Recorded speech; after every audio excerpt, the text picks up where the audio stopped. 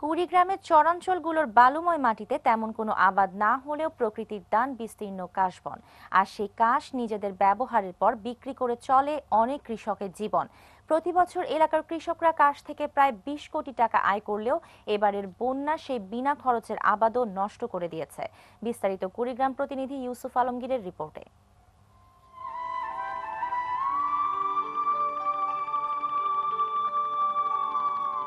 কুড়িগ্রামের চিলমারি নৌবন্দরের পূর্ব দিকের এই চরের নাম বজরা দিয়ার খাতা। এই চরের কাশবন গত মৌসুমে কৃষকেরা বিক্রি করেছিল 7.5 লাখ টাকায়, কিন্তু এবারের বন্যায় এই কাশবনটি ধ্বংস হয়ে গেছে। চিলমারিতেই নষ্ট হওয়া এমন চরের সংখ্যা প্রায় 25টি। কোনো উৎপাদন খরচ না থাকায় এই কাশ বিক্রি করে লাভবান হতেন কৃষকরা। স্থানীয়ভাবে কাশবনকে বলা হয় কাশিয়ার বন, কিন্তু বন্যার অনেক কিছু ক্ষতির পাশাপাশি প্রকৃতির এমন দানকৃত কাশবনও ধ্বংস হয়েছে।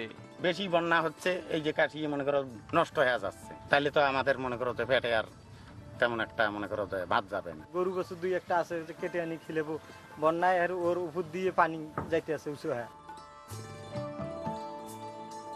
জেলার 7 উপজেলার 16 নদ নদীতে বাণিজ্যিকভাবে বিক্রি হওয়া এমন কাশবনের সংখ্যা প্রায় 200। চরের উৎপাদিত এই কাশ দেশের বিভিন্ন জেলায় রপ্তানি করে লাভবান হন এখানকার ব্যবসায়ীরাও, যার বাজার মূল্য প্রায় 20 কোটি টাকা।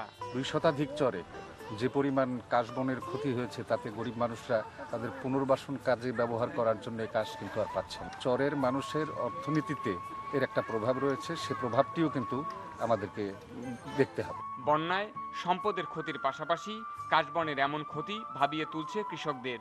কেননা পানি নেমে গেলে বাণিজ্যিকভাবে লাভবান তো নয়ই, বরং বাড়িঘর ঠিক রাখার কাশও মিলবে না চরবাসীদের। Yusuf Alamgir, ATN news, Kurigram.